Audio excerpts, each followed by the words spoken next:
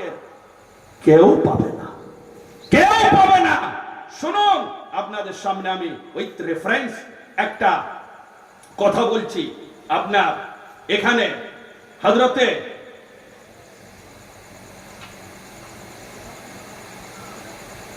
কিতাবটা দেখুন কত পুরানো কিতাব, 100 বছরের উপরে। এই কিতাবের নাম হচ্ছে আপনার খায়রুল কালাম ফি তাযিয়াতি সাইয়্যিদানা সাইয়্যিদুশ শুহাদা ইমাম হোসেন আলাইহিস সালাম লিখেছেন। প্রফেসর আবু তাহের আল কাদরি সাহেব হুজুর মাওলা পাকের উনি খাদেম ছিলেন এবং লেখক ছিলেন। উনি লিখছেন একটা দলিল দিয়ে যে যারা আমরা ইমাম পাকের শানে দু ফোঁটা চোখের পানি ফেলি, দু ফোঁটা একটু ব্যথিত হই, একটু ক্রন্দন করি, উনি হাওয়ালা দিয়ে লিখেছেন, শুনলে অবাক হবেন। শুনুন, ওয়াখরাজা ইবনুল হাজার আল আসকালানি ফিল জুজইল আউয়াল মিন কিতাবিহি আল ইসাবাহ قال رسول الله صلى الله عليه وسلم ما من عبد يبكي يوم أصيب ولد الحسين إلا كان يوم القيامة مع أولي العزم من الرسل جلد أول صفا 109 কলকাতা। তার মানে কি? এইবারে আসুন, এর ফের বাংলা উর্দু তরজমা, তারপর আমি বাংলা বলি। 21 পৃষ্ঠা। और इब्न हजर अल अस्कलानी इसाबा फी मारिफत सहाबा में लिखते हैं, हजरत सल्लल्लाहु अलैहि वसल्लम ने फरमाया है, कोई बंदा ऐसा नहीं है कि उस रोज को जो मेरे बेटे हुसैन की शहादत का दिन है, यानी रोज आशूरा को रोएगा, मगर क़यामत के दिन उलुल अज़्म रसूल के साथ होगा, यानी उनके साथ महशूर होगा। अपना इसाबा जिल्द अव्वल सफा 109 तबा कलकत्ता। এইবারে আসুন কি বলছেন লেখক। লেখক ইনি হচ্ছেন আল্লামা ইবনে হাজার আল আসকালানি, পৃথিবী বিখ্যাত আমাদের সুন্নাতুল জামাতের একজন জবরদস্ত রাইটার। শারে বুখারী, বুখারী শরীফের শারা করেছেন ফাতুল বারী আল্লামা হাজার আল আসকালানি। ইনি বলছেন ওনার বিখ্যাত একটা কিতাব আছে আল ইসাবা, প্রথম খণ্ড, তদানীন্তনকালে কলকাতায় প্রিন্ট হয়েছিল। এই কিতাবটার না হলে 150 বছর বয়স হয়ে গিয়েছে, পাপড়ের মতো পেজ হয়ে গিয়েছে, খুব সাবধানে রাখা। তো খাস কিতাব দরবার পাকে, এই কিতাব খাস 4 নম্বর দরবার শরীফে হুজুরের খাস কিতাব, এবং রেফারেন্স দেখুন, পৃথিবী বিখ্যাত আলেমের লেখা। রেফারেন্স দিচ্ছেন কি বলে, যে ব্যক্তি আশুরা পাকের দিন ইমাম হোসেন পাক আলাইহিস সালামের কষ্টে ব্যথিত হয়ে একটু কান্না করবে, একটু কান্না করবে, রাসূল পাক সাল্লাল্লাহু আলাইহি ওয়া সাল্লাম পাক বলেছেন, ওই ব্যক্তি ওই হোসেন পাকের নামে ক্রন্দন করার কারণে কিয়ামতের দিন মস্ত বড় বড় সমস্ত নবী ও রাসূলদের সাথে তার হাসর নাসর হবে। দুপুরে খালি চোখের পানি ফেলার কারণে, ব্যথিত হওয়ার কারণে, যে মাওলা হুসাইন এত কষ্ট করেছেন আপনি আমাদের জন্য, এই দ্বীনের জন্য, এই শরীয়তের জন্য, এই কলেমার জন্য, এই কোরআনের জন্য। কেন আপনি তো পারলে ইয়াজিদ মালাউনের হাতে তো বায়াত হয়ে যেতে পারতেন। হ্যাঁ, আমরা তো একটা কথা বলি, জান বাঁচানো ফরজ, জান বাঁচানো ফরজ। জান দেখছেন কোথাও আপনার জান চলে যাবে, আপনি সাথে সাথে সে যা বলে করে নাও। এমন কি ফতোয়া আছে, যদি কোনো এমন জায়গা পড়ে যায়, খোদা না করুক, আপনাকে যদি বলা হয় তুমি আল্লাহকে ডিনাই করে যাও, রাসূলকে ডিনাই করে যাও, তখন কোরআনেও এসছে, হাদিসেও এসছে, ফতোয়ায়ও এসছে, হ্যাঁ আপনি নিজের জান বাঁচানোর জন্য ওই জায়গায় ডিনাই করে যাবেন, কিন্তু আপনার দিলে ডিনাইটা হবে না। আর ও দিল চিরে দেখবে না, আপনি দিলের মধ্যে আল্লাহ আল্লাহ রাসূলের মহব্বত ঈমান রাখবেন, মুখে বলে জানটা বাঁচিয়ে নিয়ে চলে আসে। ফতোয়া আছে। তো মাওলা হোসেন, আপনি তো মালাউনের হাতে হাত দিলে তো বেঁচে যেতেন, আপনার শাহজাদা তো সকলে বেঁচে যেত, কেন আমাদের জন্য কুরবান করেন? কার জন্য ভাই হয়েছে? কার জন্য? আমাদের জন্য। আর আমাদের মূল্য কি? রাসূল পাক বলছেন যে একটু কাঁদবে, একটু কাঁদবে, একটু চোখে পানি ফেলবে, হোসেনের কামে যে কাম হবে। মাওলা আপনি আমাদের জন্য পুরো ঘরবার শহীদ করে দিলেন, আর আমরা একটু পানি আপনার দিতে পারবো না, চোখের পানি। এইটা যে করবে, মাওলা হোসেন পাকের ওসিলায় সে কি নিয়ামত পাবে না? মহা পয়গম্বরানে নিজাম রাসূলগণের সাথে তার হাসর হবে। আর যার রাসূলদের সাথে হাসর হয় তার আর কোনো চিন্তা থাকে কিয়ামতে? চিন্তা করুন।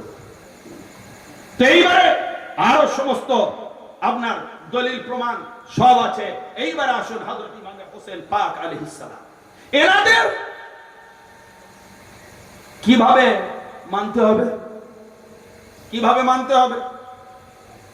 পৃথিবীর বুকে কোন নবীর আওলাদের ব্যাপারে বলা হয়নি।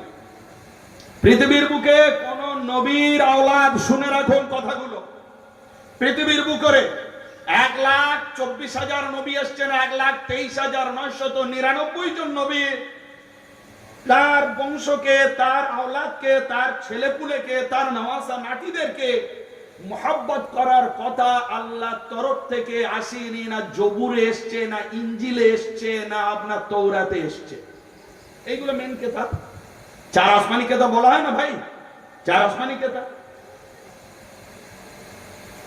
এবং যখন হযরতে নূহ নবী আলাইহিস সালাম নৌকায় সওয়ার হয়ে গেলেন, ছেলে ডুবে যাচ্ছে, উনি বাঁচাতে গেলেন, ছেলে বললেন না আমি পাহাড়ে উঠে বেঁচে যাব।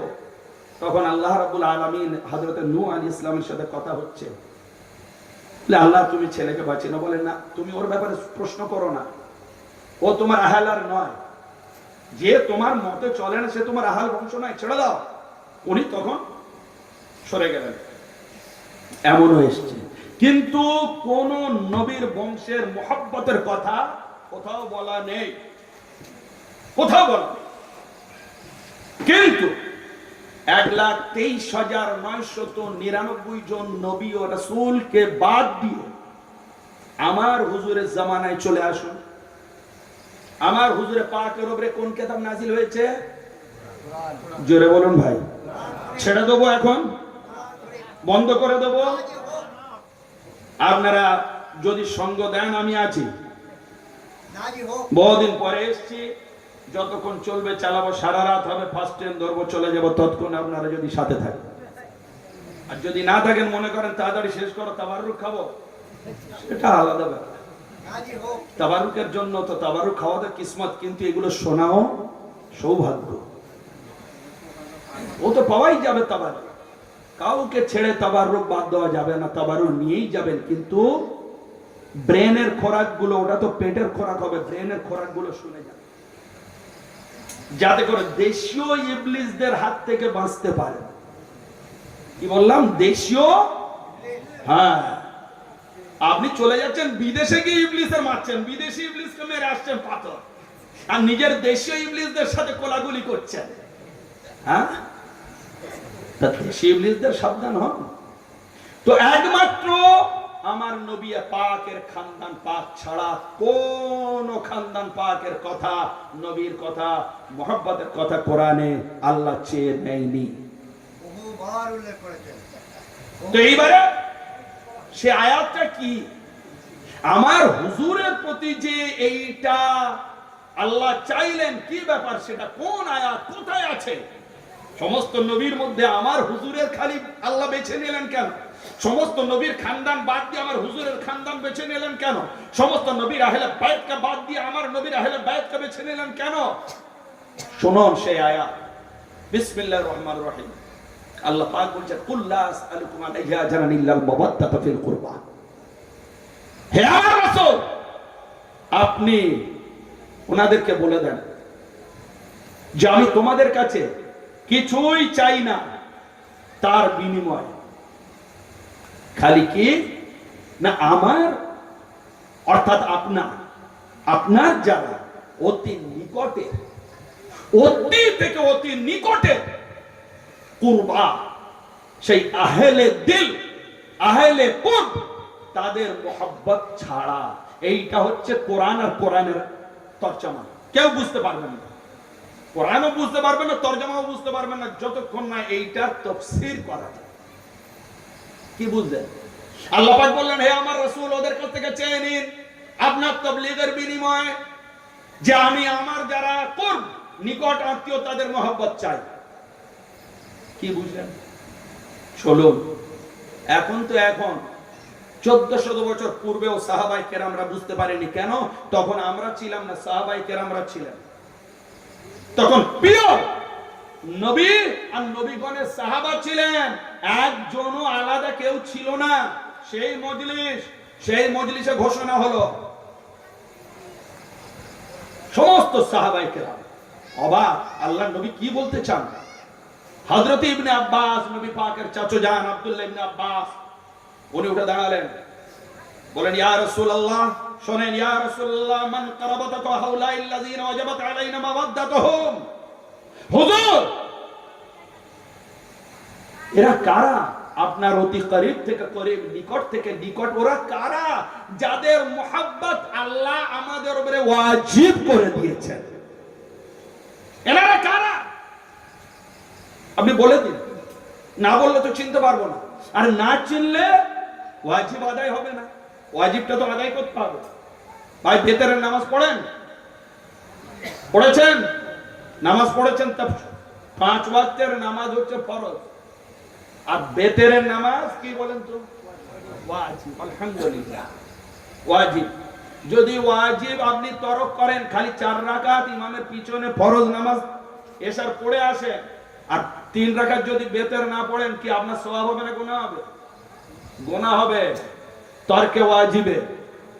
আর যদি কখনো কাজা হয়ে যায়, 4 রাকাত ফরজ নামাজ এশার কাজার সাথে সাথে বেতেরেরও কাজা করতে হবে। সুন্নত নামাজের কাজা নেই, খালি ফজরের 2 রাকাত সুন্নাত ছাড়া, তাও তার একটা টাইম আছে। জোয়ালের আগে পর্যন্ত পড়লে আপনার ওই সুন্নতটার কাজা আছে, কিন্তু বেতেরের কাজা সব সময় আপনার আদায় করে দিতে হবে, না তো আপনি গুনাহগার হবেন। এখানে প্রশ্নটা কি হলো? ইয়া রাসূলুল্লাহ, আপনি বলে দেন কাদের মোহাব্বত আমাদের উপরে ওয়াজিব করা হয়েছে, তারা কারা? আপনি যদি না বলেন তাহলে বুঝতে পারবো না, ওয়াজিব তরক হয়ে যাবে। তখন এইবারে বললেন আল্লাহর নবী, ক্বালা আলিয়ুন ফাতিমাতু ওয়ালাদাহুমা।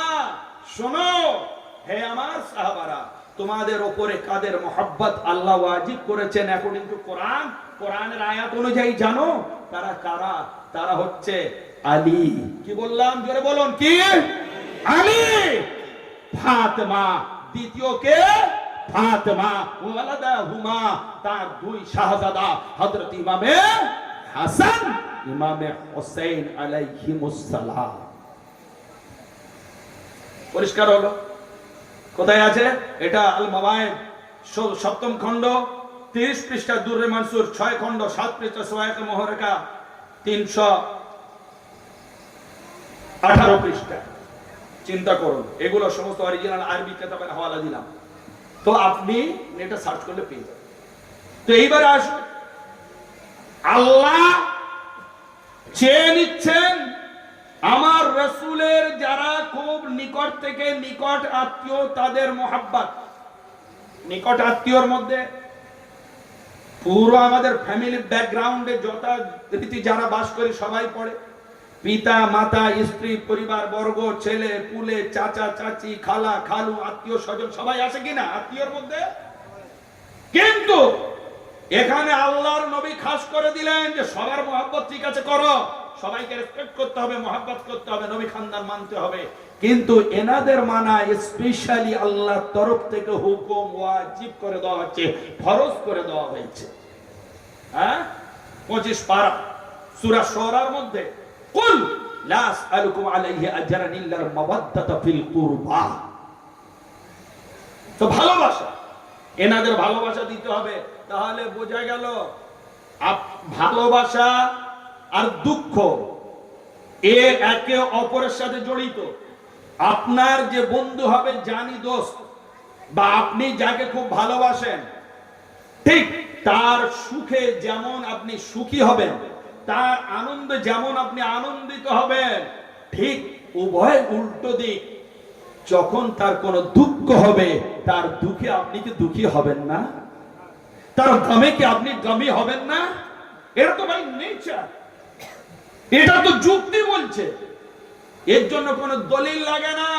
সুতরাং আজ হযরত ইমামে হোসেন আলাইহিস সালাম, আল্লাহর নবী হুজুর পাক সাল্লাল্লাহু আলাইহি ওয়াসাল্লামের আওলাদ হিসেবে, ওনার আহলে বায়াত হিসেবে, তার সকল দুঃখে আমরা দুঃখী, সকল গমে আমরা ওই রকম গমী।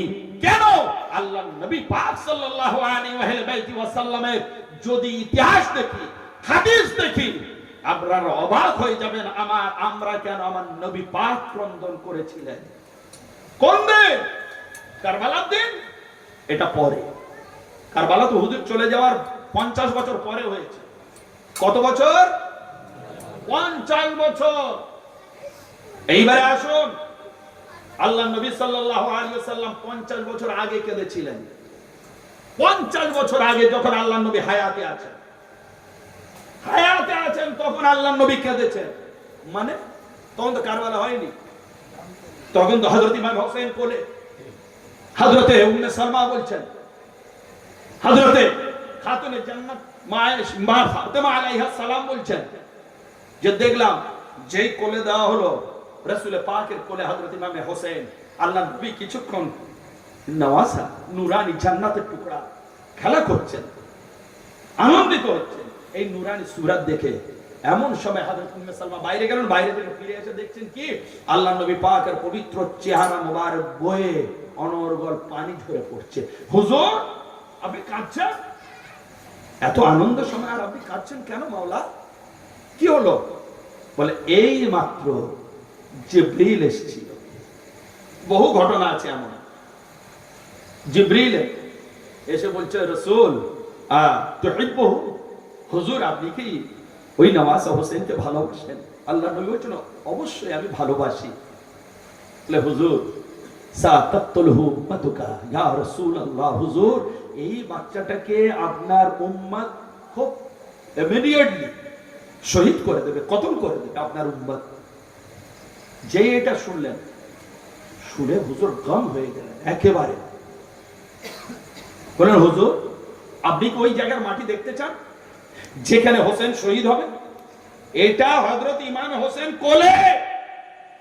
পৃথিবীর বুকে এরকম ইতিহাস হয়নি, নেই কোন নবী হযরত আদম থেকে নিয়ে ঈসা নবী অবধি কারোর জীবনে হয়নি, আর হবেও না। কোলে জিবরিল এসেছেন তার শাহাদাতের খবর দিতে। চিন্তা করুন, আল্লাহ নবী সাল্লাল্লাহু আলাইহি ওয়াসাল্লামের সাথে কথা বলতে বলতে হঠাৎ জিবরিল মদিনায় বসে আছেন, আল্লাহ নবীর দরবারে বসে আছেন, হাত দিলেন কারবালায়। জিবরিল হাত দিলেন কারবালায়, গিয়ে হেঁটে গিয়েছেন তা নয়, হাত বাড়ালেন, এক টুকরো মাটির টুকরো তুললেন, কারবালা থেকে তুলে নিয়ে হুজুরের সামনে পেশ করেন। হুজুর এই মাটি হুজুরের হাতে দিলেন। হুজুর সেই মাটি মোবারকটা নিলেন হাতে, নিয়ে ধ্যান নিলেন, শুকলেন। ভাই মাটি শুকলে আপনি কোনো গন্ধ পাবেন? একটু আস্তে গন্ধ ছাড়া কি গন্ধ পাবেন আপনি? হ্যাঁ, মাটি টেস্ট করা হয়, আজ সয়েল টেস্ট বলে। হ্যাঁ, পানি আপনি টিউবওয়েল বসাবেন, ভালো হবে কিনা মাটি টেস্ট করো। আপনি বাগান ভালো চাষ করতে পারবেন, মাটি টেস্ট করো। বিডিও অফিসে কোথায় কোথায় করায় কিনা ভাই বলেন না, আপনারা তো ভালো সবাই মাটি কাজ কাম করেন। মাটি টেস্ট করে কিসে? এরকম যন্ত্রে মেশিনে ফেলে টেস্ট করে। কিন্তু কোন আপনার বৈজ্ঞানিক সে কি মাটি দেখে বলে দিতে পারবে জ্ঞান নিয়ে যে মাটি এমন? না।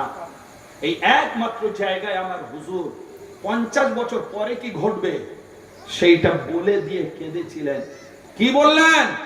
বললেন এর মধ্যে আমি কষ্টের, দুঃখ বিজড়িত কষ্টের, মহা বিপদের গন্ধ পাচ্ছি। আমি বলেছিলাম না মাওলা হোসেনের কষ্টের জন্য আমরা কাঁদি, কষ্টের জন্য কাঁদি, ওনার মুসিবতের জন্য কাঁদি, ওনার মুসিবতের জন্য আমরা রোনাজারি করি। ওনার কষ্টকে সামনে রেখে কেউ ধৈর্য রাখতে পারবে না।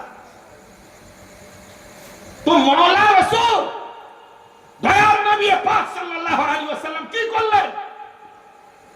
ইমামে হোসেন কি তখন শহীদ হয়েছিলেন? 50 বছর আগে। হোসেন কোলে শহীদ হবেন কোথায়? 50 বছর পরে হবেন। হোসেন কোথায়? নবীর কোলে। ঘটনা ঘটছে নবীর ঘরে, মাটি জিবরিল এনে দিচ্ছেন নবীর হাতে। এবারে রাসূল এটা শুকলেন, ঘ্রাণ নিলেন, সেই কষ্টের গন্ধ পেলেন, নিয়ে বললেন, উম্মে সালমা তুমি জিজ্ঞাসা করছো আমি কাঁদছি কেন? এই দেখো, এই সেই মাটি, আমার হোসেন এখানে শহীদ হবে, সেই জন্য আমি কাঁদছি। এক কাজ করো, এই মাটিটা আল্লাহর নবী ফেলে দিলেন না, ফেলে দিলেন না, কি করলেন?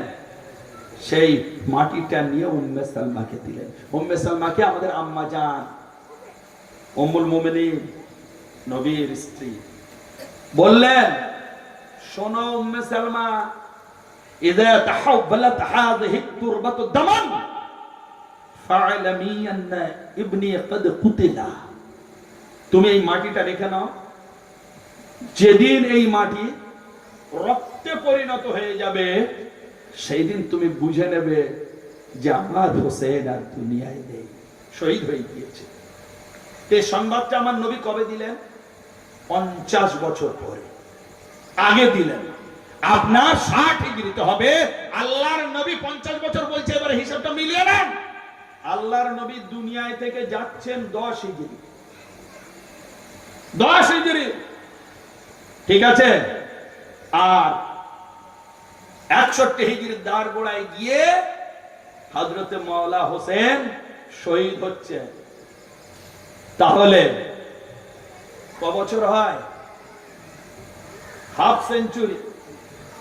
তাহলে এইবারে হযরতে রাসূল পাক সাল্লাল্লাহু তাআলা আলাইহি ওয়া সাল্লাম 50 বছর আগে ইমাম পাকের সামনে রেখে মাটিকে জিয়ারত করতে করতে কেঁদেছিলেন। এইবারে আসুন, সে মাটিটা ফেলে দেন। ওই মাটিটাই হচ্ছে তাজিয়ায়ে হোসেন, ওই মাটিটা হচ্ছে তাবুতে হোসেন, ওই মাটিটা হচ্ছে ইয়াদগারে হোসেন, ওই মাটিটাই হচ্ছে ইমাম বাড়ায়ে হোসেন। হ্যাঁ, কি মনে করছে? আমি বলেছিলাম না, হট করে ঘটে যায়নি, আর বললেও বুঝতে পারবেন না, উপর থেকে আনতে হবে ঘটনা। বহু তো শুনেছেন এই মুহররম পাকের জলসা, বহু বক্তারা করছে, করে বেড়াচ্ছে। তো আজ আপনারা ক্লিয়ারলি শুনে যান, বুঝে যান, একটার পর একটা তসবির দানার মতো মাথায় বসিয়ে যান যে হযরতে রাসূল পাক সাল্লাল্লাহু আলাইহি ওয়া সাল্লাম 50 বছর আগে কাঁদলেন।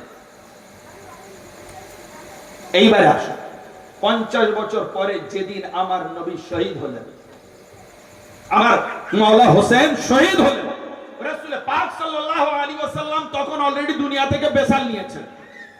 তিনি মদিনা শরীফে আরাম ফরমাচ্ছেন। আমার ওই সময় নবী পাক সাল্লাল্লাহু তাআলা আলাইহি ওয়া সাল্লাম তিনি কোথায় ছিলেন? হ্যাঁ, তিনি তো মদিনা শরীফে আরাম ফরমাচ্ছেন। তিনি কোথায় ছিলেন? তিনি কি করেছিলেন? একটু সেই ঘটনাগুলো আমাদের দেখা দরকার আছে। দেখা দরকার আছে কিনা ভাই? আল্লাহ নবী সাল্লাল্লাহু আলাইহি ওয়া সাল্লাম তিনি কি কারবালার খবর রাখছিলেন নাকি রাখেননি? দেখুন, পৃথিবী বিখ্যাত একটা হাদিসের কিতাব মিশকাত শরীফ, যেটা আমরা না পড়লে মাওলানা হতে পারি না, মাদ্রাসার প্রথম সিলেবাসের হাদিস, সেই মিশকাত শরীফে লেখা আছে। আর আমি যে কিতাবটা এনেছি এই কিতাবের মধ্যে লেখা আছে, এই কিতাবের 14 পৃষ্ঠা, খায়রুল কালাম ফি তাজিম মিশকাত শরীফ 1000 পৃষ্ঠা মিনিমাম। আপনার এই এত মোটা কিতাব, এত মোটা কি করে আমরা? তা আমাদের বড় মাওলানা সাহেব আবু তাহের আল কাদরি সাহেব মাওলা পাকের যিনি লেখক ও খাদেম ছিলেন, যথেষ্ট একজন এডুকেটেড পারসন এবং লার্নেড ম্যান ছিলেন। উনি সেন্ট জেভিয়ার্স কলেজের উনি প্রফেসর ছিলেন, আরবি ফার্সি। হ্যাঁ, এ 2 টাকার ইমাম নয়, মসজিদে মৌলবি নয়। হ্যাঁ, উনি প্রফেসরগিরি করতেন। তো সেই জবরদস্ত আলেম উনি কি লিখছেন, আল্লাহর নবী ওই সময় কি করেছেন দেখুন। وفي جامع الأصول عن سلمى امرأة من الأنصار قالت دخلت على أم سلمة وهي تبكي قلت وما يبكيك؟ قال رأيت رسول الله صلى الله عليه وسلم في المنام وهو يبكي فقلت ما لك يا رسول الله؟ قال شهدت قتل الحسين آنفا। যে বলছেন বর্ণনাকারী যে আমি হযরত উম্মে সালমার ঘরে হঠাৎ দাখিল হলাম, দাখিল হয়ে দেখছি হযরত উম্মে সালমা আমাদের মা জান নবীর স্ত্রী, উনি কাঁদছেন দুপুর বেলা, আশুরার দিন, যেদিন হযরত ইমাম শহীদ হলেন সেই দিন। কোথায় শহীদ হলেন হযরত ইমাম হোসেন? কারবালায়। আর উম্মে সালমা কোথায়? মদিনায়। কারবালা থেকে মদিনা কত শত কিলোমিটার রাস্তা, ম্যাপে দেখে নেবেন। আল্লাহর নবীর স্ত্রী নিজের ঘরে দুপুর বেলা আশুরার দিন কাঁদছেন। জিজ্ঞাসা করা হলো, হুজুর আপনি মাঝি, আপনি কাঁদেন কেন?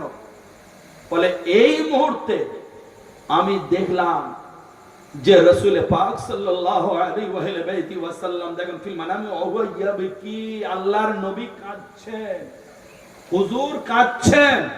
ফাকুলতু মা লাকা ইয়া রাসূলুল্লাহ, আমি বললাম হুজুর আপনার কি হয়েছে, আপনি কাঁদেন কেন? বললেন قال شهدت قتل الحسين آنفا, আমি এখনই কতলে হোসেনের শাহাদাতের জায়গায় থেকে আসছি। তার মানে ইমাম শহীদ হয়েছে, আমি ওখানে হাজির ছিলাম। মিশকাত শরীফের হাদিস আর এই কিতাবে আছে। আর অন্য কিতাবে, ওই কিতাবে আছে হযরতে ইবনে আব্বাস থেকে, হযরত ইবনে আব্বাস রাদিয়াল্লাহু তাআলা উনিও স্বপ্ন দেখলেন। কি স্বপ্ন? যে আল্লাহর নবী সাল্লাল্লাহু তাআলা আলাইহি ওয়া আলিহি ওয়া আহলে বাইতি তিনি কি করলেন? তিনি কাঁদছেন, তার পবিত্র শরীর মোবারকে আপনার ধুলো বালি, আল্লাহর নবী পাক সাল্লাল্লাহু তাআলা আলাইহি ওয়া আহলে বাইতি ওয়াসাল্লাম কে দেখছেন? যে আল্লাহর নবী সাল্লাল্লাহু তাআলা আলাইহি ওয়াসাল্লামের সমস্ত শরীর ধুলোয় ধূসরিত, দাড়ি মোবারক, চুল মোবারক সব বালি, আর হাত মোবারকের উপরে একটা বোতল কাঁচের, তাতে লাল রক্ত ভরা। সাহাবে রাসূল জিজ্ঞাসা করলেন, হুজুর আপনার কি অবস্থা?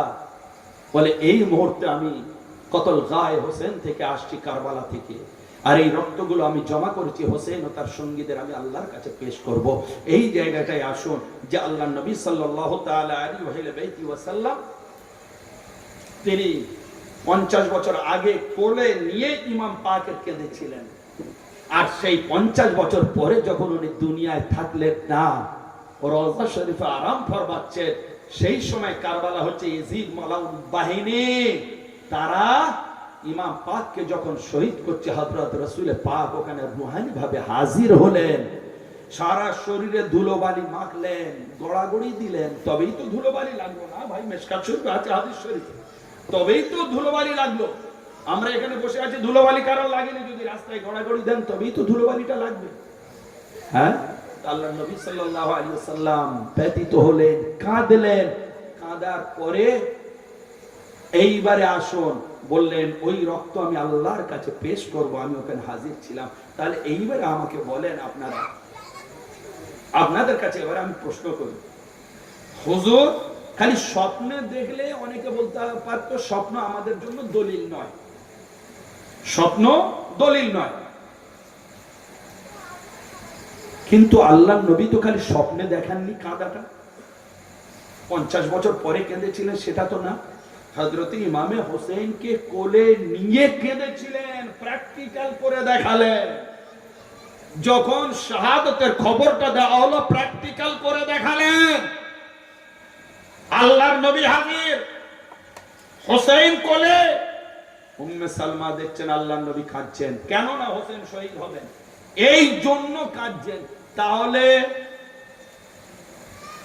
আল্লাহর নবী পাক যেটা করেন নিজে থেকে, যদিও আল্লাহর ওটা ইশারা থাকে, কিন্তু ডাইরেক্ট ইশারা থাকে না। যেটা ডাইরেক্ট ইশারা থাকে সেইটা নবী পাক করেন, তখন সেটা আল্লাহর হুকুম অনুযায়ী ফরজ হয়। আর যেটা ইনডাইরেক্ট রুহানি বাতিনি ইশারা থাকে, সেই অনুযায়ী যখন করেন আল্লাহর নবী নিজের ইচ্ছায়, সেটাকে সুন্নত বলা হয়।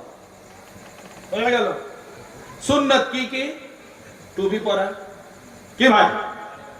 দাড়ি রাখা, ডান হাত দিয়ে খাওয়া, বিবাহ শাদী করা, মিষ্টি মিষ্টান্ন আপনার খাওয়া, বসে পানি পান করা, বাথরুমে ডান পা দিয়ে যাওয়া, বাথরুম থেকে বাম পা দিয়ে আসা, ইত্যাদি ইত্যাদি। কি এগুলো ভাই? জোরে বলুন। সুন্নতে রাসূল। তা এগুলো আপনারা পালন না করেন, অন্তত ইমাম সাহেবরা, মৌলভী মাওলানা সাহেবদের এগুলো পালন করা জরুরি। কোন ইমাম সাহেব যদি টুপি খুলে বাজারে ঘোরে, আপনি সেই ইমাম সাহেবকে কি টুকবেন নাকি? মাওলানা সাহেব আপনি টুপি পরেননি কেন? করবেন কি না?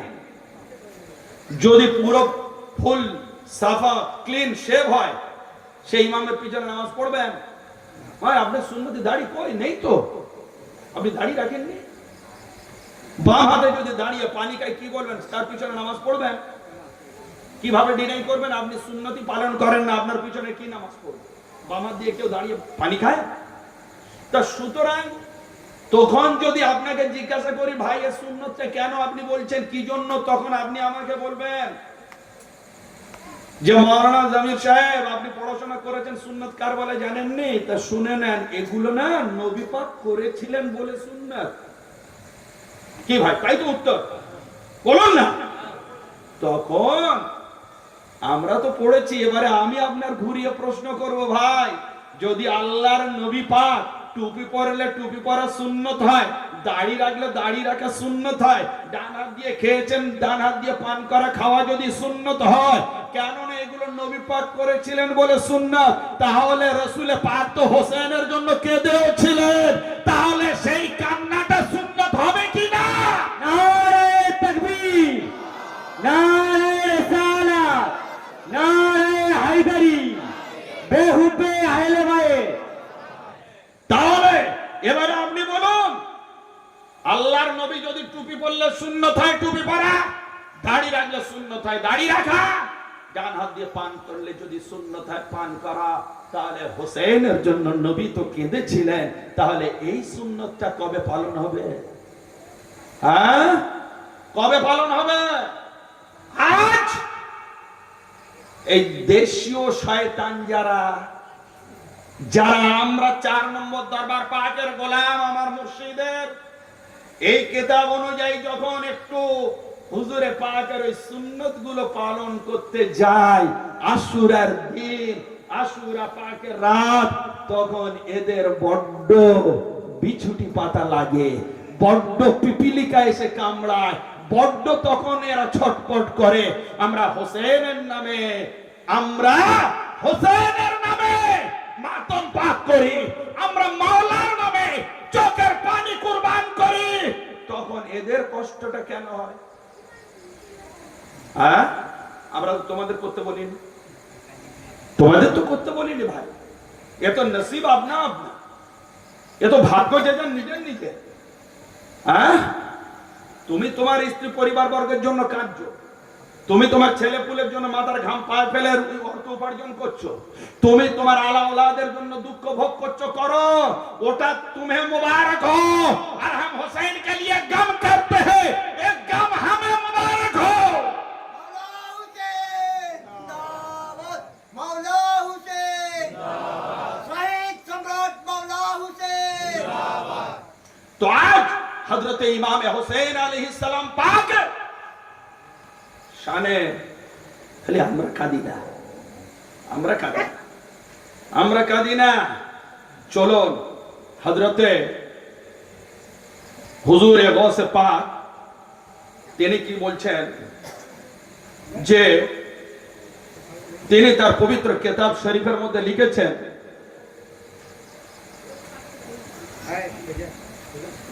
যে যখন হযরতে মাওলা ইমামে হোসেন পাককে দাফন করা হলো রওজা শরীফে, কি ভয়ঙ্কর অবস্থা দেখো, একটু চলুন রওজা শরীফ এবং ইমাম পাকের শাহাদাতের কথাটা, যেটা সেই কুরবান হননি, সেই কুরবানটা এখানে একটু। জোনার শরীর মাথা তো মালাউন কাফেররা নিয়ে চলে গিয়েছে, সর মোবারক তো নেই, আর যে বডি পার্ট ছিল ওনার দেহ মোবারক, তার উপরে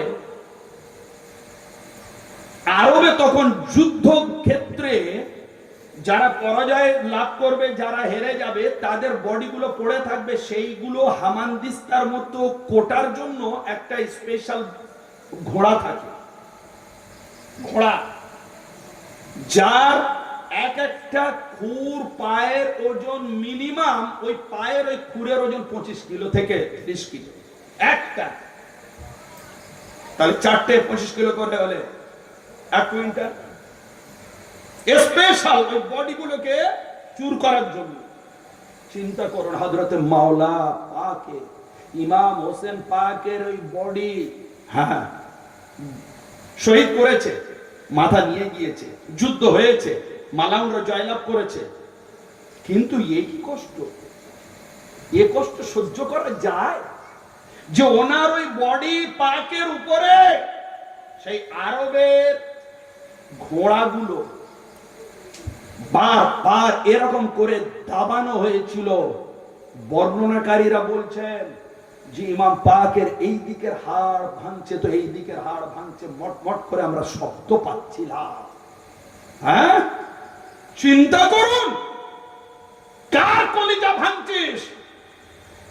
তিনি তো শহীদ হয়ে গিয়েছেন, কার শরীরের হাড় ভাঙছিস?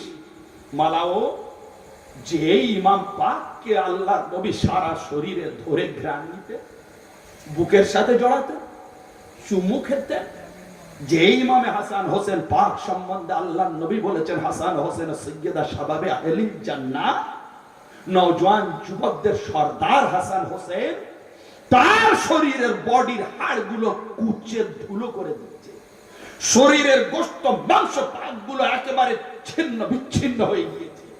সেই অবস্থায় যখন মালাউনরা চলে যায়, হযরতে যায়েনব আলাইহিস সালাম আর সহ্য করতে পারলেন না, খিমা থেকে বের হলেন। মালাউনরা যখন নিয়ে যাচ্ছে, তখন এইবারে গিয়ে ভাইকে কোলে নেবেন, বুকের সাথে জড়িয়ে নেবেন, শেষ বিদায় আলবেদা জানাবেন। কেমন করে জানাবেন? একে তো সির মোবারক নেই, তার উপরে সারা শরীর তুলোর মতো হয়ে গিয়েছে, পুরো তুলোর মতো হয়ে গিয়েছে।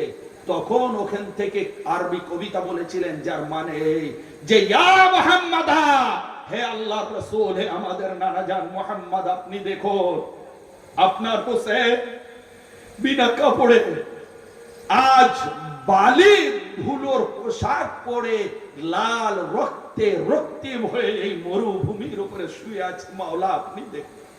হ্যাঁ, চিন্তা করুন, কলজা ফেটে যায় না? হৃদয় বিদারক ঘটনা নয়? পৃথিবীর বুকে হয়েছে এরকম আল্লাহ, কিন্তু এত মুসিবত হওয়া সত্ত্বেও। এইবারে আসি, ঘটনাটা কমপ্লিট করি। ওই পবিত্র বডি মোবারক সব একত্রিত করে কিছু মানুষ পাশে মহল্লায় ছিলেন, তারা এলো, এসে দাফন মোবারক করলেন। হযরতে হুজুরে গৌসে পাক শাহান শাহে বাগদাদ, আমার হুজুর পাকের নানু জান দাদু জান, হুজুর বলছেন, গৌস পাক নিজের কিতাব গনিয়াতুত তালিবিনের মধ্যে যে শোনো, যেদিন ওনার দাফন করা হলো, সেই দিন 70,000 ফেরেশতাকে আল্লাহ হুকুম দিলেন, ইমামের কবরের মধ্যে, রওজা শরীফের মধ্যে তোমরা প্রবেশ করো। আর ওই দিন 70,000 ফেরেশতা প্রবেশ করেছে, তারা কিয়ামত অবধি কাঁদতে থাকবে। হ্যাঁ, কিয়ামত অবধি কাঁদতে থাকবে 70,000 ফেরেশতা। এটাও যদি ব্যাখ্যা করা যায় যে 70,000 ফেরেশতা সকাল থেকে সন্ধ্যে, ফের তারা চলে যাবে, ফের 70,000 ফের চলে যাবে, ফের 70,000 কিয়ামত অবধি এই রকম আপনার কাঁদতে থাকবে। কারা কাঁদছে? ইমাম পাকের জন্য রাসূল কাঁদছে, ফেরেশতারা কাঁদছেন। উম্মে সালমা বলছেন, যেদিন হযরত ইমাম শহীদ হলেন সেই দিন আমি জিন জাতিদের মাতম করতে শুনেছি। জিনেরা এক পূর্ব থেকে পশ্চিম, উত্তর থেকে দক্ষিণ মাতম করে করে যাচ্ছে ইমাম হোসেন পাকের নামে। হ্যাঁ, কাঁদতে হবে না আপনাদের, আপনাদের রক্ত দামি রেখে দেন। দরকার নেই আপনাদের রক্ত ইমাম হোসেন পাকের, দরকার নেই আপনাদের চোখের পানি ইমাম হোসেন পাকের। যারা করছে তাদের কিন্তু করতে দিন, তাদের নিষেধ করার অধিকার আপনার নেই। শরিয়ত শেখাচ্ছেন, মৌলবীরা মেম্বারের উপরে উঠে বলে 3 দিন গম করা চলে, বেশি চলে না। আর স্বামী যদি মরে যায় 4 মাস 10 দিন গম, হ্যাঁ, স্ত্রীর জন্য 4 মাস 10 দিন গম করবে।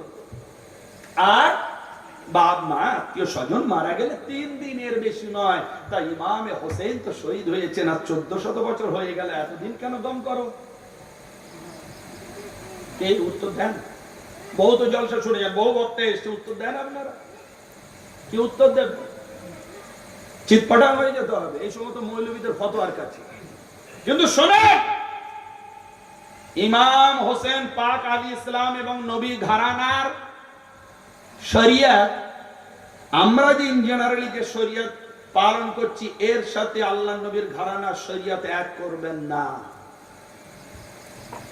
আমার নবী ঘরানার জন্য খাস আছে কিছু খাস, যেগুলো আমাদের জন্য নয়।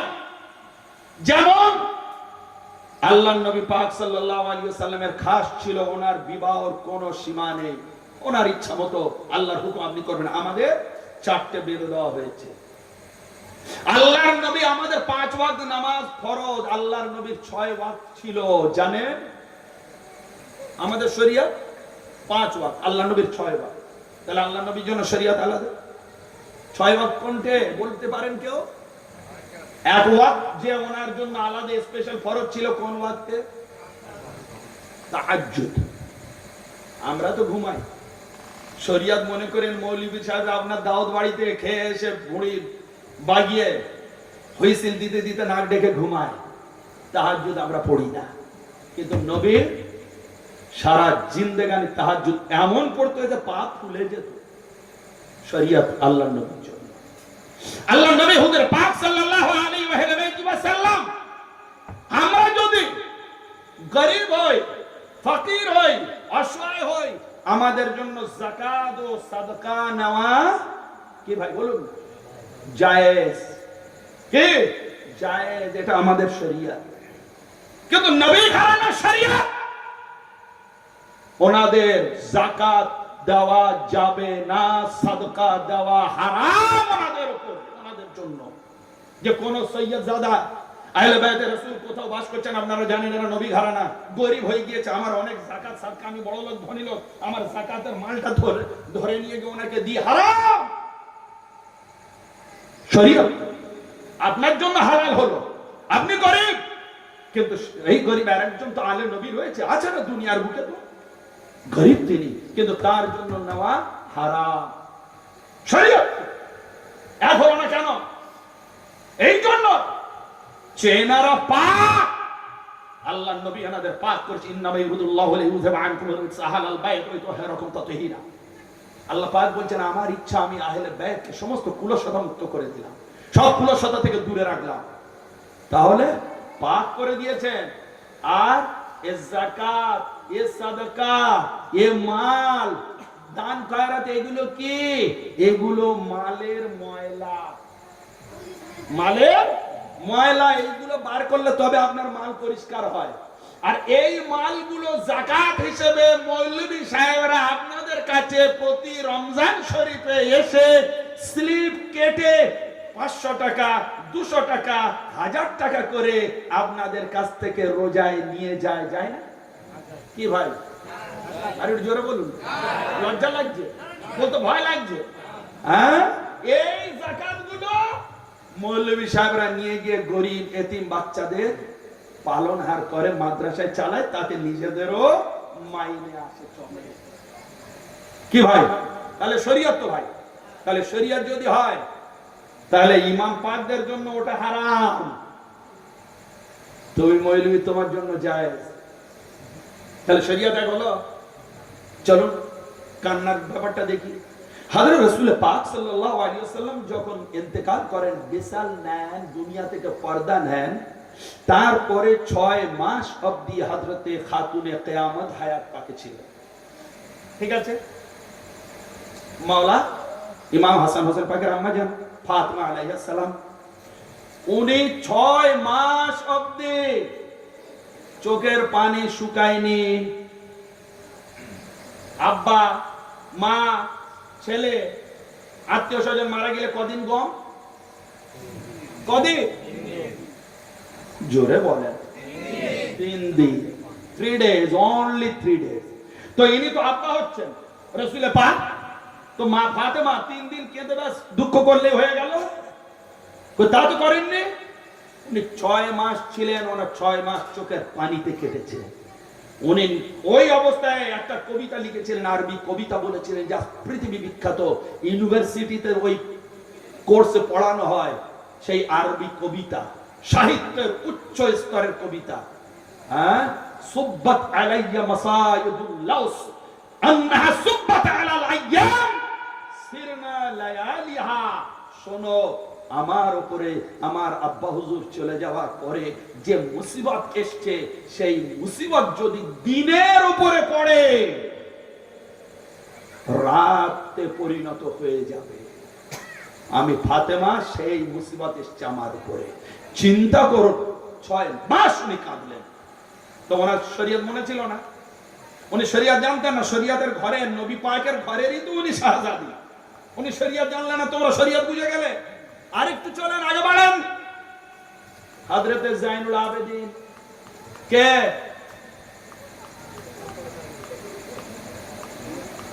বলুন না ভাই, কে হযরত ইমাম জাইনুল আবেদিন কে?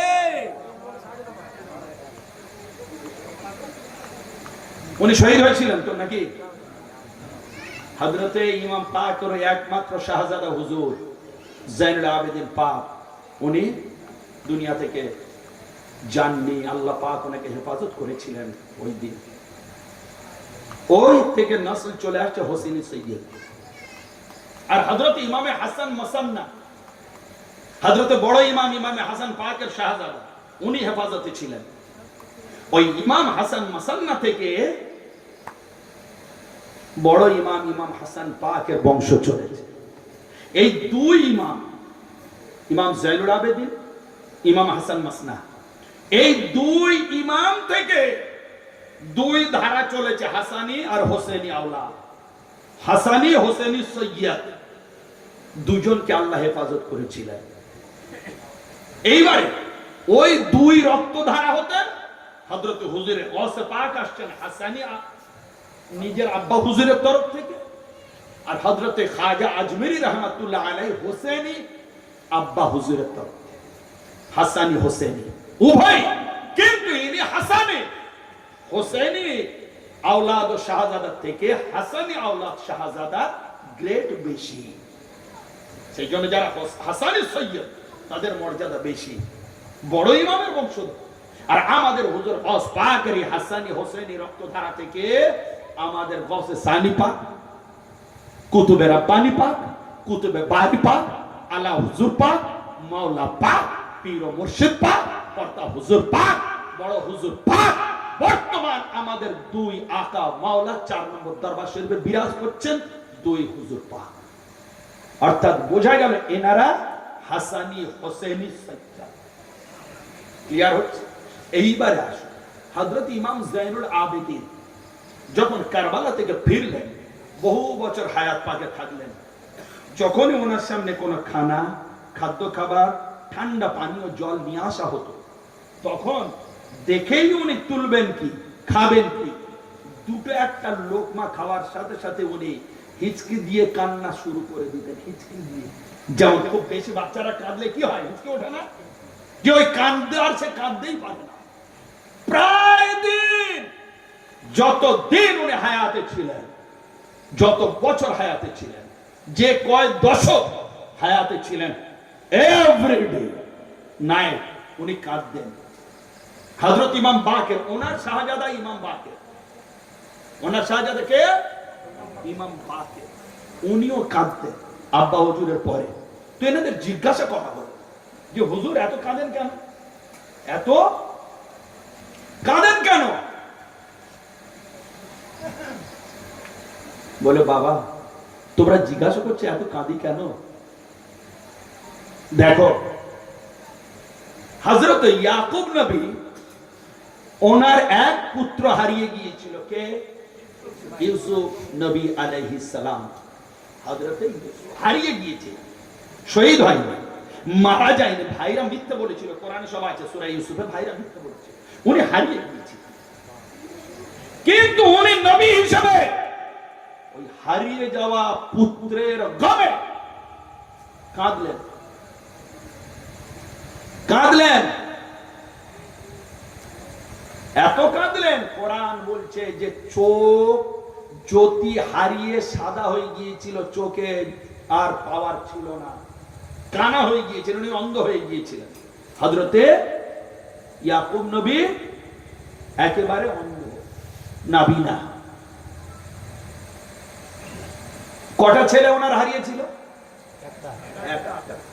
একটা।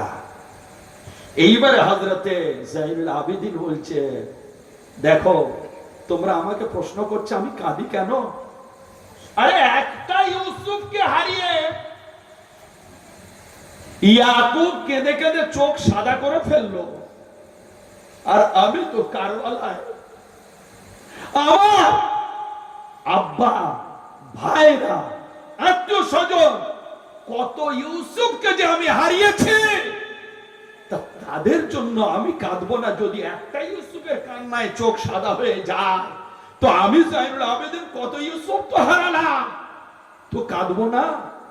চিন্তা করুন, এনারা আল্লাহর নবীর ঘরানা, আজীবন কারবালার কান্নায় ওরা কেঁদে গিয়েছে। শরীয়ত ওনারা জানেন না? শরীয়ত ওনাদের ঘর থেকে, কোরআন ওনাদের ঘর থেকে, হাদিস ওনাদের ঘর থেকে, কলমা ওনাদের ঘর থেকে, আল্লাহ ওনাদের ঘর থেকে পেয়েছে। মোল্লা তুমি যে কোরআন ওনাদের ঘর থেকে পেয়েছো, যে শরীয়ত পেয়েছো, সেই শরীয়তের ওনারা হচ্ছেন জন্মদাতা। আল্লাহ ওনাদের ঘরে পাঠিয়েছেন, সেইটা ওখান থেকে আমরা পেয়েছি। তা তুমি পড়ে বুঝে গেলে 3 দিন কাঁদতে, ঠিক আছে, আমাদের মানা করছো যে ইমাম পাকের শানে কম করা যাবে না 3 দিনের বেশি, তাহলে ফতোয়া লাগাও নবী ঘরানার উপরে, ফতোয়া দাও। হারাম করেছিলেন, হিম্মত আছে। সুতরাং সব জায়গায় হারাম হারাম হারাম বলা যাবে না। কিছু স্পেশাল জায়গা আছে যেখানে ফতোয়া গিয়ে চুপ করে দাঁড়িয়ে থাকে, আগে বাড়ে না। বুঝে গেল? বুঝতে পারলেন কিনা? আগে বাড়ে না ফতোয়া, তুমি ওখানে দাঁড়িয়ে যাও, আগে বাড়বে না। তার একটা প্রমাণ দেবো, নেবেন? হ্যাঁ না, কিচ্ছু বলে না, দাঁড়িয়ে না। কটা বাজে? কটা বাজে? টাইম ওভার হয়ে গেছে। হ্যাঁ 10 তো চলি, টাইম ওভার না, বলুন যে না, ওভার না, বলুন যেটা বলতে যাচ্ছেন বলুন। বলতে তো অনেক কিছু চাচ্ছি, আমি দেখছি রুগী নিতে পারছে না মেডিসিন, রুগী কমায় চলে গিয়েছে, মেডিসিন আর নিতে পারছে না, স্যালাইন টানতে পারছে না, তার কত দেবো? এবার দর্শক পড়েন, চলে যাও, তাজা হয়ে যান একদম।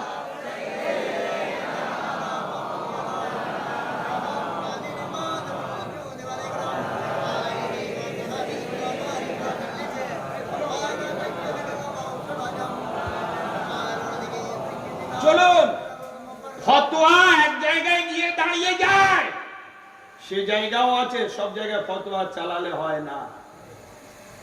বলবো? হ্যাঁ, একটু তাও ফুলদমে তেজ হয়নি, তাও ব্যাটারি ডাউন আছে। কি বলো, ব্যাটারি ডাউন নাকি? ফতোয়া দাঁড়িয়ে যায় এক জায়গায় গিয়ে। আচ্ছা, ছোট মাসুম বাচ্চা, 2 বছরের, 3 বছরের, আপনি তার নানা হন, দাদা হন, আপনি নিয়ে মসজিদে গেলেন, আপনি নামাজ পড়ছেন, বাবা তুই এখানে বস, আমি নামাজটা পড়ে নি, হয় কিনা গ্রামে?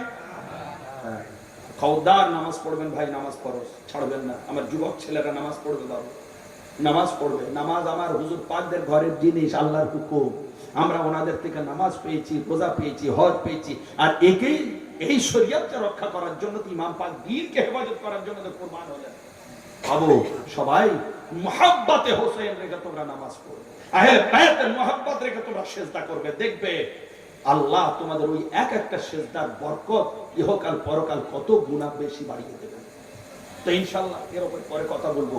এখন শুনুন, যদি আপনি চলে যান বাচ্চাকে রেখে, বাবা তুই এখানে বস খেল, আমি নামাজটা পড়ে নি, এইবারে ওই বাচ্চা দেখলো আমার নানা হোক দাদু হোক যে সেজদায় গেল, এইবারে তার পিঠের উপরে চড়ে গেল। সে ইমাম সাহেব হতে পারে, মৌলানা সাহেব হতে পারে, মৌলভী সাহেব হতে পারে, হাফেজ সাহেব বা আমাদের গ্রামের সাধারণ মানুষ। বাচ্চাটা পিঠে চড়ে গেল, বাচ্চাটা পিঠে চড়ে গেল। আপনি 3 বার পড়বেন, 5 বার পড়বেন, 7 বার পড়বেন, 9 বার, 10, 20, 22, 50, 100 বার তো ফরজ নামাজে পড়া যাবে না। পড়লে নামাজ ফাসিদ হয়ে যাবে, নফল নামাজে চলতে পারে। তো এখন করণীয় কি? ইমাম, মুফতি, মাওলানা এদের কাছে ফতোয়া নেন যে শরিয়ত বলছে ওই বাচ্চাটাকে পিঠ থেকে নামাও, নামিয়ে তুমি তোমার নামাজ কমপ্লিট করো। বাচ্চাটাকে সরাও পিঠ থেকে। কে মানুষ আছে নাকি? যদি নামাজে ওই রকম করে যে বাচ্চা রয়েছে পড়ে থাক, আমি সেজদায় পড়ে থাকি, তাহলে তার নামাজ ফাসিদ হয়ে যাবে। আর যখন নামাজ ফাসিদ হয়ে যাবে তারপরে সালাম ফেরানোর পরে আপনি ইমাম সাহেবকেও কি বলবেন? হুজুর এখন আগস্ট মাস আসতে কয়েকদিন, 1 সপ্তাহ দেরি আছে, আপনি অ্যাডভান্স টাকা নেন আর সোজা বাড়ি যান, ফার্স্ট কার্ড ধরে বাড়ি যান। কেন না? এই জন্য যে আপনার নামাজে খেয়াল নেই, তো আপনার বাচ্চার সাথে আপনি নামাজে খেলা করছেন। হ্যাঁ, তো এইবারে চলেন তো দেখি এই ফতোয়াটা নিয়ে এই বর্ধমান জেলা থেকে নিয়ে একটু মদিনা শরীফের দিকে যাই।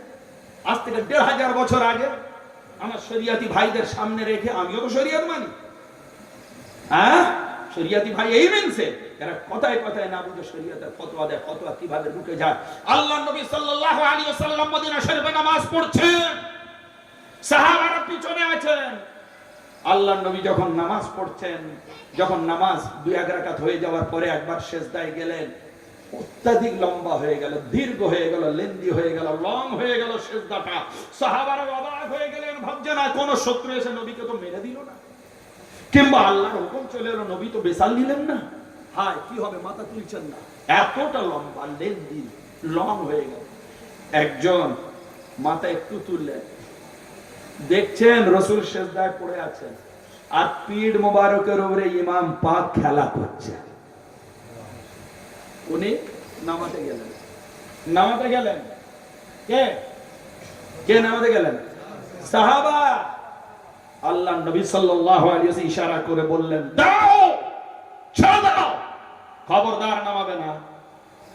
ইমামে হোসেন আলাইহিস সালাম পিঠ মোবারকের উপরে খেললেন যতক্ষণ পর্যন্ত না ওনার খেলা শেষ হয়েছে আর নিজে থেকে নেমে না গিয়েছে, ততক্ষণ পর্যন্ত নবী নামাজে সিজদা থেকে মাথা তোলেননি।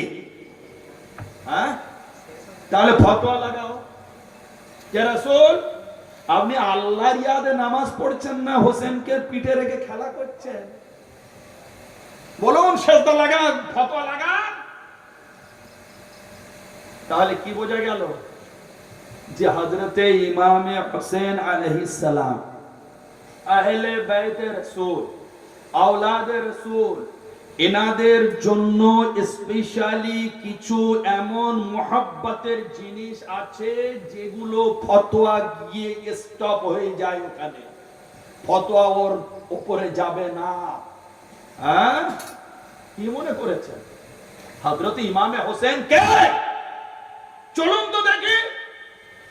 ওলামায়ে কেরাম আছেন, ফতোয়া নেন, যেটা বলবো কি আপনি জান্নাতি কখন হবেন? নামাজ পড়লে তবে তো। উত্তর দেবেন, নামাজ পড়লে। আমি শর্টে বলে যাচ্ছি, কবুল হবে না হবে সেগুলো ব্যাখ্যা করলে ফের 2 ঘন্টা লেগে যাবে। হজ করলে তবে জান্নাত, রোজা রাখলে কি ভাই বলুন না, এগুলো ভালো কাজ। এই ভালো কাজগুলো করার পরে আল্লাহ কিয়ামতে তবে আপনার জান্নাত দেবে। বোঝা গেল? আপনি নামাজ পড়ে মারা যাবেন তবে তো কিয়ামতে জান্নাত পাবেন। হজ দুনিয়ায় করলেন, করে মারা গেলেন, কবরে শুয়ে কিয়ামতে উঠবেন তবে জান্নাত পাবেন। ভুল বলছে নাকি ভাই? রোজা রাখলেন, মারা গেলেন, কবরে শুলেন, কিয়ামতে উঠলেন তবে জান্নাত পাবেন।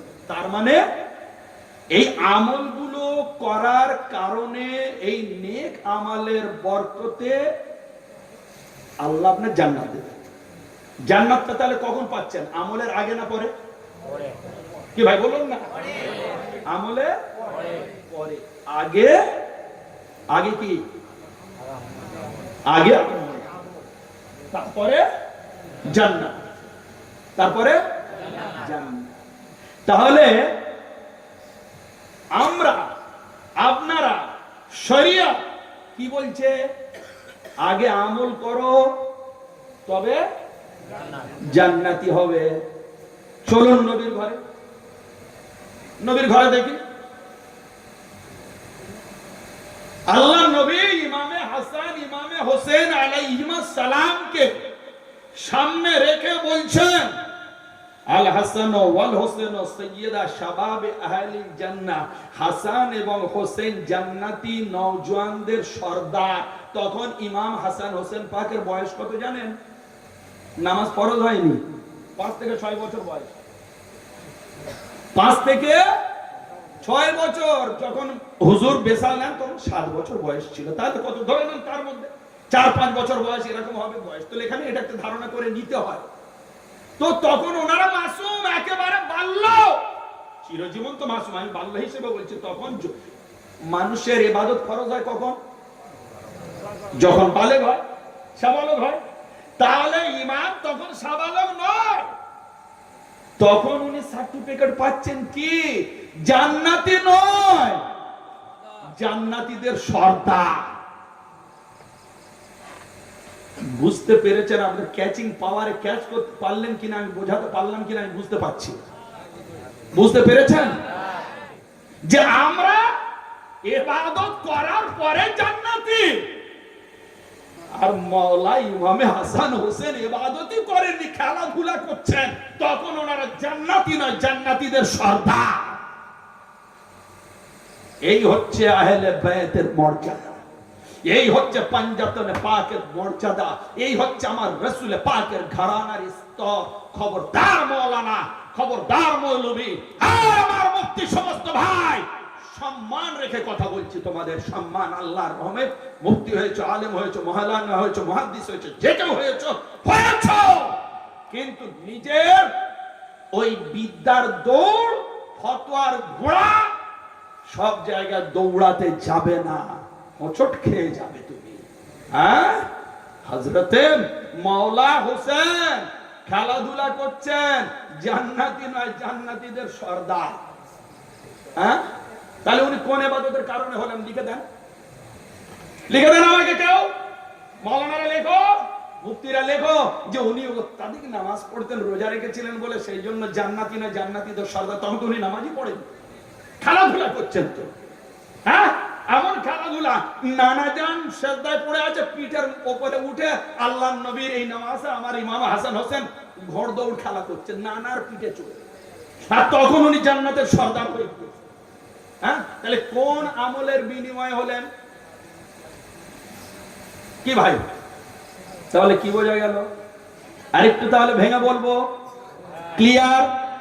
যে হযরতে ইমাম হাসান হোসেন ওনারা জান্নাতে যাওয়ার কারণ কোন আমলের জন্য নয়,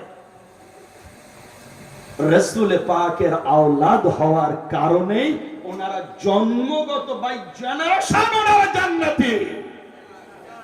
কেন? জান্নাত নানা জানে তো, জান্নাত তো মাওলা আলী, জান্নাত তো ওনাদের ঘরের জিনিস। হ্যাঁ, আমিনান নাস মান ইশতাহি নাফসাহু ইবতাগা মারদাতিল্লাহ। আল্লাহ পাক বলছেন, আল্লাহ রহমে যারা নিজের ইচ্ছায় কুরবান হয়ে যায়, আল্লাহ তাদের জান কে কবুল করে নিয়েছেন, বিক্রি করে দিয়েছেন। হ্যাঁ, ইন্নাল্লাহ আশতারা মিনাল মুমিনিনা আনফুসাহুম ওয়া আমওয়ালাহুম বিআন্না লাহুমুল জান্নাহ। কোরআন বলছে যে আল্লাহ পাক নিজের কিছু নেক বান্দাদের, মাহবুব বান্দাদের নফসকে জানের বদলে জান নিয়ে নিয়েছেন, মাল নিয়ে নিয়েছেন। কিসের বদলে? জান্নাতের সাথে বিনিময় করে। যে আল্লাহ পাক কিছু নিজের নেক বান্দাদের বলছে, আপনি আমি জান্নাত আপনাকে দিচ্ছি, আপনি আপনার মালটা দেন আর আপনার জানটা আমাকে দিয়ে দেন। হ্যাঁ, ইন্নাল্লাহ আশতারা মিনাল মুমিনিনা আনফুসাহুম ওয়া আমওয়ালাহুম বিআন্না লাহুমুল জান্নাহ। তো এখানে আল্লাহ পাক মুমিন বান্দা বোঝাতে এখানে বলা হয়েছে কি, এই ঘরানা পাককে, যে এনাদের থেকে, এই নসলে আতাহার পাককে, এবং এনাদের ওসিলা, এনাদের গোলামদেরকে আল্লাহ পাক ওই মাল আর জানের বদলে জান্নাত বিক্রি করে দিয়েছেন। এনাদের কাছে আল্লাহ জান্নাত বেচে দিয়েছেন। হ্যাঁ, বিনিময় আল্লাহ কি নিয়েছেন? এনাদের জান নিয়েছেন, এনাদের মাল নিয়েছেন, যেটা কারবালার জমিনে হযরত মাওলা ইমামে হোসেন কুরবান করলেন, জান কুরবান করলেন, নিজের আওলাদ কুরবান করলেন, যা কিছু মাল, যা কিছু ছিল মুসাফির হালতে, মায়েরা, আমাদের নবী ঘরানা, নবী নন্দিনীরা মাথার দোপাট্টা পর্যন্ত কুরবান করে দিয়েছিলেন। হ্যাঁ, আল্লাহ পাক কিনে নিয়েছেন, জান্নাত বিক্রি করে দিয়েছেন এনাদের কাছে। সেই জন্য হযরত ইমাম শাফি, এটা হাদিস, যে আলিয়ুন হুব্বুহু জান্নাহ কাসীমুন নার ওয়াল জান্নাহ, যে শোনো, হযরতে মাওলা আলীর মুহাব্বত জাহান্নাম থেকে বাঁচার ঢাল শত। আর মাওলা আলী কে? না, উনি জাহান্নাম আর জান্নাতের বন্টনকারী। ইমাম শাফি বলেছেন, আর এটা হাদিস শরীফ কিতাবুশ শিফা মাওলানা কাজী আয়াদ রাহমাতুল্লাহ আলাইহি আল্লামা ওনার কিতাবের মধ্যে আছে। আল্লাহর নবী বলেছেন, আলী আনতা কাসিমুন নার ওয়াল জান্নাহ, আলী তুমি জান্নাত এবং জাহান্নামের বন্টনকারী। হ্যাঁ, তাহলে আজ ভাই আমার, এনারা ফতোয়ার ঊর্ধ্বে, এনাদের উপরে ফতোয়া লাগিও না।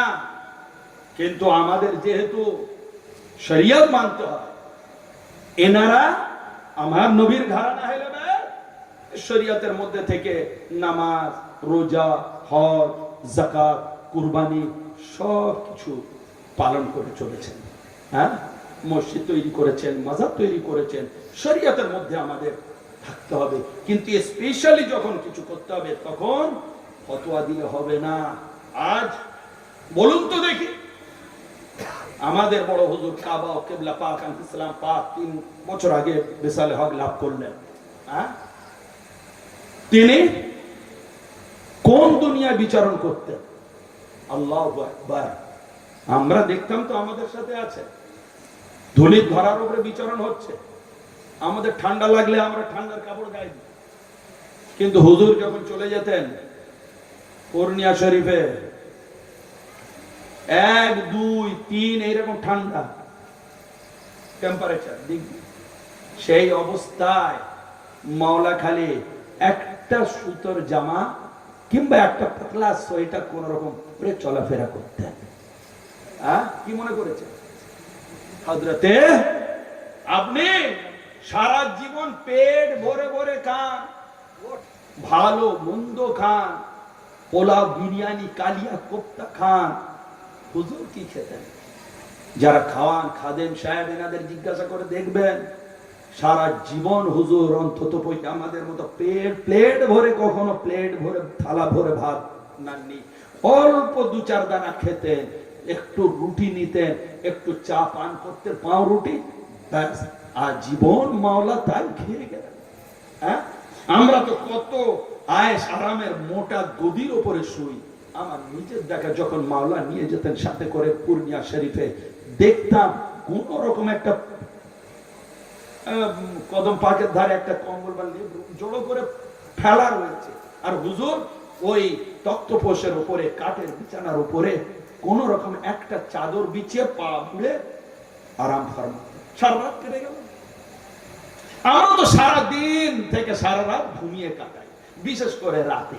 তাও কি যাতে ফোন ডিস্টার্ব না কেউ করে, ফোন সুইচ অফ করে ঘুমায়।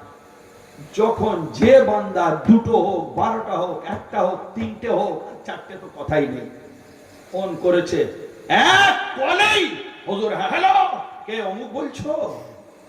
হ্যাঁ কি ভাই, এগুলো তো বাস্তব, এখন দাদা এসব ঘটনা আমার হুজুর মালিক পাকে।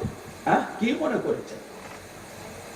তো আমাদের এর দরবার পাক পৃথিবীর বুকে কোন কারোর সাথে তুলনায় আসে না। এটা খোদ খাস আমার হুজুর নবী পাকের, আহলে বাইত পাকের খাস দরবারে পাক। যে দরবার মদিনা শরীফ থেকে চলেছে, সেই খাস দরবার কুফায় পৌঁছেছে, ওখান থেকে মুনাজি আশরাফ কারবালায় পৌঁছেছে, ওই খাস দরবার বাগদাদ শরীফে পৌঁছেছে, ওই খাস দরবার ওই খাস হুকুম নিয়ে, ওই খাস সাজরা নিয়ে, ওই খাস সাজ্জাদা নদীন গদ্দিনাসীন হয়ে আপনার মঙ্গলকোট শরীফে পৌঁছালেন। ওই খাস দরবার পূর্ণিয়া শরীফ চলে গেলেন, আবার ফের ওখান থেকে ওনার শাহজাদা পাক মঙ্গলকোট শরীফ থেকে, ওখান থেকে ওই খাস দরবার মেদিনীপুর শরীফ, মেদিনীপুর মাওলা পাক ওনার আব্বা হুজুর আলা হুজুর পাক মাওলা পাক থেকে নিয়ে পীর ও মুর্শিদ পাক পর্দা হুজুর পাক, বর্তমান বড় হুজুর পাক 4 নম্বর বর্তমান 2 মালিক আমার বিরাজ করছে ওই খাসুল খাস দরবার। তা সুতরাং আমরা যারা এই দরবার মেনেছি, এই দরবারে মুরিদ হয়েছি, এই দরবারে আমরা এসেছি, এই দরবারে আমরা বংশানুক্রমে চলেছি, ভাই আপনারা দরবার শরীফ মোহাব্বতের সাথে ধরে থাকুন। দুনিয়ার কোনো কিছুর সাথে কম্প্রোমাইজে যাবেন না। কোন আলেম, কোন মাওলানা, কোন কি বললো, কোন দিকে মাথা দেবেন না। কেন? আপনি যার সাথে ভালোবাসবেন হাসর হবে তার সাথে। আল্লাহর নবী পাক বলছেন যে মান আহাব্বাহুমা ফাকাদ আহাব্বানি ওয়া মান আহাব্বানি ফাকাদ আহাব্বাল্লাহ ওয়া মান আহাব্বাল্লাহ আদখালাহুল জান্নাহ। যে ব্যক্তি ইমাম হাসান হোসেন 2 শাহজাদাকে ভালোবাসলো, আমার হুজুর বলছেন সে আমি নবী আমাকে ভালোবাসলো, আর যে আমাকে ভালোবাসলো সে আল্লাহকে ভালোবাসলো, আর যে আল্লাহকে ভালোবাসলো আল্লাহ তাকে জান্নাতের নাঈম দান করবে। হ্যাঁ, একদিন আল্লাহর নবী হযরত মাওলা আলীকে বলছেন, আলী জানো ফাতেমা আগে জান্নাতে যাবে, হাসান হোসেন আগে জান্নাতে যাবে, আমিও আগে জান্নাতে যাব। এই বলে আল্লাহ নবী খামোশ। অর্থাৎ মাওলা কিছু বললেন একটু গমগিন, বোঝানোর জন্য বলছে চুপচাপ রইলেন। আলী ব্যাপার কি, তুমি গমগিন কেন? আলী কিছু বলো, এত সুন্দর একটা তোমার সুসংবাদ শোনালাম, আমরা সবার আগে জান্নাতে যাব। তখন মাওলা আলী বলছেন, দিল খুশি হয়ে যাবে ভাই। মাওলা আলী পাক বলছেন, হুজুর আমরা তো জানলাম আমি জান্নাতে, আপনি জান্নাতে, ফাতেমা জান্নাতি, হাসান হোসেন সবার আগে জান্নাতি, কিন্তু আমার একটা বিষয় চিন্তা হচ্ছে। বলে কি চিন্তা? বলে ফামুহিব্বুনা ইয়া রাসূলুল্লাহ, আমরা তো আগে জান্নাতে চলে যাব, কিন্তু আমাদের যারা ভালোবাসে তারা কোথায় যাবে? আমাদের যারা প্রেমিক আজীবন আমাদের নামের ডাঙ্কা বাজিয়েছে, নিশান উড়িয়েছে, ইয়া হাসান ইয়া হোসেন ইয়া হায়দারি করেছে, তারা কোথায় যাবে, কখন যাবে? তখন আল্লাহর নবী বললেন, আলী তুমি চিন্তা করো না, আমি আগে জান্নাতে যাব, ফাতেমা হাসান হোসেন জান্নাতে যাবে, তুমিও জান্নাতে আগে যাবে। ওয়া মুহিব্বুকুম মিন ওয়ারাইকুম, তোমরা আগে আগে জান্নাতে চলে যাবে। আর শোনো, যাদের তুমি চিন্তা করছো না তোমার ভালোবাসার লোকেরা কোথায় কখন যাবে, তোমরা জান্নাতে যেতে থাকবে, ওরা তোমার পিছন পিছন জান্নাতে চলে যেতে থাকবে।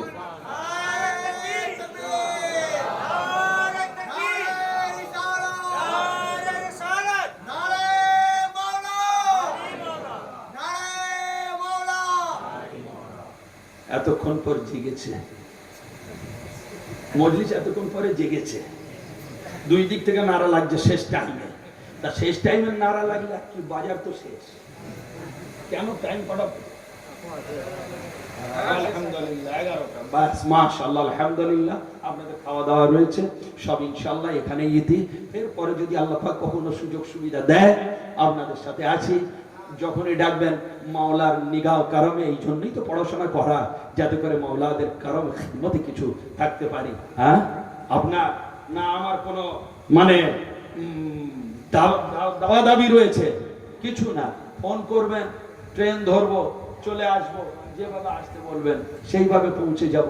কেন, কিসের জন্য? অন্তত এইটুকু কষ্ট করতে পারি না? আমার হুজুর মাওলাদের চিন্তা করুন তো, বাগদাদ থেকে কি কষ্ট করে ওনারা এই বাংলার বুকে এই মঙ্গল কোটেজ শরীফে এলেন। কি আপনার সমুদ্রের ঢেউ খেতে খেতে কি অবস্থা, সেই যে চাঁদবালি ওই জায়গার প্রায় নিকটে উড়িষ্যায় আমি গিয়ে ঘুরে এসেছি। সে বঙ্গোপসাগরের রুদ্র মূর্তি দেখলে মাথা খারাপ হয়ে যাবে। হ্যাঁ, তো ওনারা যদি এত কষ্ট করে আসতে পারে, এত কষ্ট করে থাকতে পারে, তো আমরা একটু কষ্ট করে এসে ওনাদের দুটো কথা কি আপনাদের বলে শান্তি দিতে পারবো না? হ্যাঁ হ্যাঁ, আমাদের যেতে হয় একটা নাইট, যেটা ফিস থাকে একটা ডিউটি অনুযায়ী, সেগুলো সব আলেম ওলামা বক্তাদের থাকে। কিন্তু যেহেতু আপনারা পীর ভাই, সেদিকে ঘাবড়াবেন না। যখন যা আপনাদের অনুষ্ঠান হবে, সময় সুযোগ হবে, ফোন করবেন, ইনশাআল্লাহ আমি হাজির আছি। যদি আপনারা নজরানাও না দিতে পারেন, হুজুরের নামে যদি জলসা হয়, ও রাস্তা খরচ করে আমি এসে ইনশাআল্লাহ আমার হুজুরের নামের ধ্বনি জলসা মাহফিল চূড়ান্ত ভাবে করে আমার মাওলার কদম পাকে দোয়া আরজি করে বেরিয়ে যাব। হয়তো আপনারা যেটুকু তুলে দিতেন, সে 5,000 হোক 10,000 হোক, তার থেকে হয়তো ওই দিন যদি কবুল হয়ে যায়, আমি আমার 4 নম্বর দরবার হুজুর পাক থেকে নিয়ে রসুল পাক থেকে নিয়ে আল্লাহ অব্দি, তার থেকে কত কোটি গুণ পেয়ে যাব, সে সীমায়। হ্যাঁ, এই মহব্বতটা রাখি, এই ভালোবাসাটা রাখি, এই মহব্বত, এই যোগ, এই সম্পর্ক, এই টাচ একে অপরে আপনার আমাদের সাথে খবরদার জুড়ে থাকুন। মাওলার যখন ডাক আসবে, যখন আপনারা বলবেন, ইনশাআল্লাহ সঙ্গে আছি, হাজির আছি। ওমা আলাইনা ইল্লাল বালাগ। আসসালামু আলাইকুম ওয়া রাহমাতুল্লাহি ওয়া বারাকাতুহু। ইয়া নবী সালাম আলাইকা, ইয়া রাসূল সালাম আলাইকা, ইয়া হাবিব সালাম আলাইকা, সালাওয়াতুল্লাহ আলাইকা। আসরাকাল बदरू अलैना,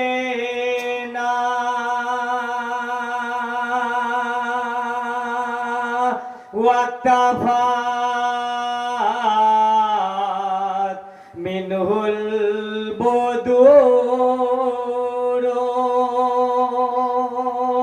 मिसलाउस नेके माराए ना कातोया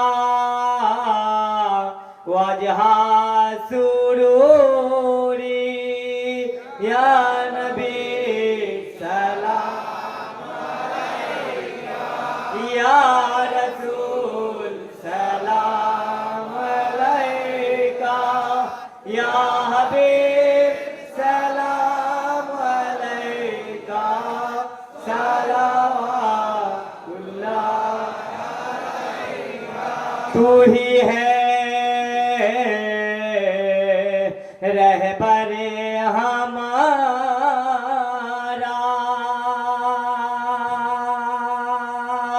सबको है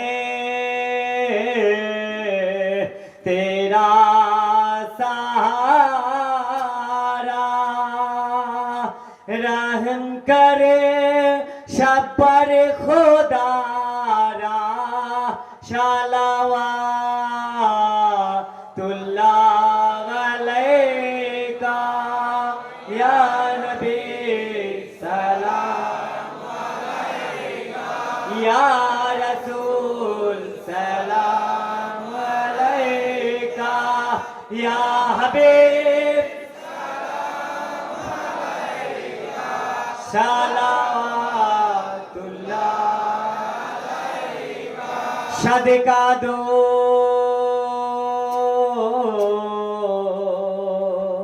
খায়রুল ওয়ারা কা সাদকা দো আলী ফাতেমা का सदका दो हसन हुसैन का सदका दो रशीद अली का या नबी सलाम अलैका या रसूल सलाम अलैका या हबीब सलाम अलैका